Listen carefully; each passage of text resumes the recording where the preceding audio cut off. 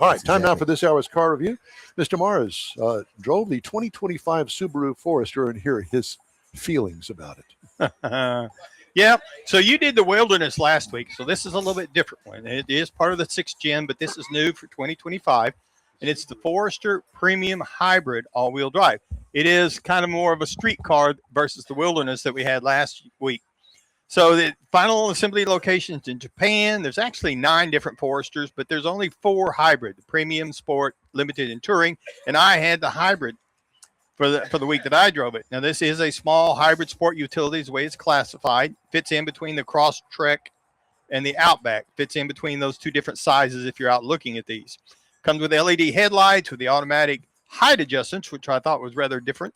And it also has the automatic on-off for the headlights if the windshield wipers come on. If you turn them on, you're automatically getting headlights, which is kind of neat. Yeah, it's a law. Heated exterior mirrors with a de-icer. You might need that a little up north, not too much down here in Houston. Had a panoramic moonroof to get you more of that outside feeling. Power rear liftgate with a hands-free foot activated close on it. And we were rolling on the 18-inch alloy wheels that come with that premium package.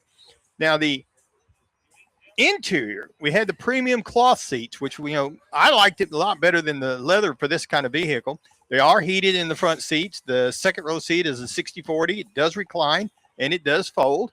And up front, we had a 12.3-inch LED digital gauge package all the way across there. Nice and big. You can see anything and everything.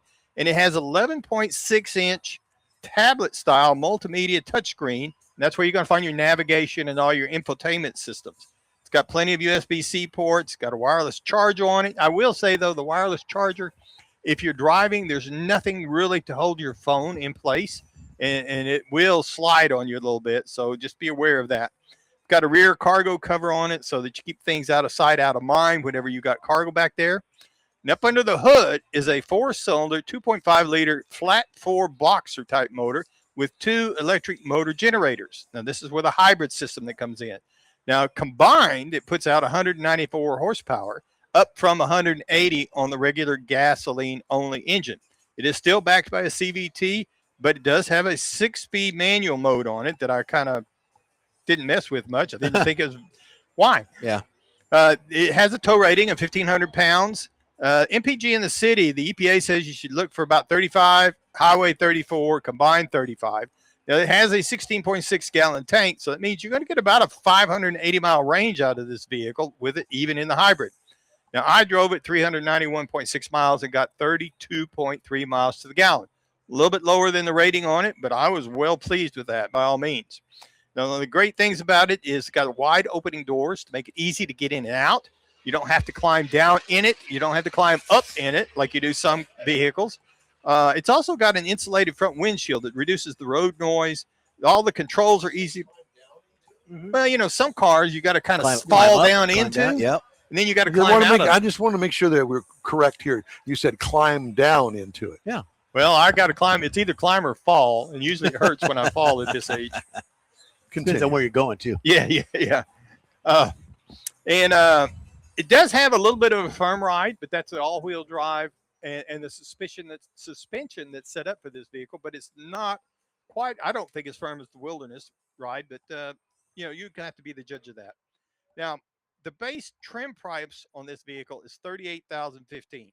Now, the base model price, you can get into a Subaru Forester for $31,415. Now, I did note that the premium, the MSRP based on the premium is $34,850, but you go to the hybrid, the one that we're driving, and you're back up to that $38,015, which means you're paying $3,200 to get into that hybrid. Fall into it. Just something you got to count on whenever you're calculating, deciding if you want to go that route.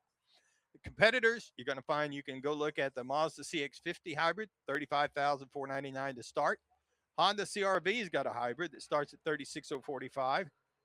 The Kia Sportage has a hybrid that's $30,185. I got a friend that's got a Sportage now, and he's looking to buy a new one, and he's seriously considering this hybrid.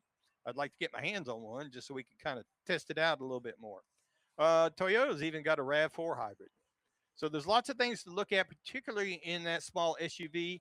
If you're looking for a hybrid, there are plenty to look at there, plenty to choose from there. And if you get a chance, drive the Subaru Forester Hybrid. There you go.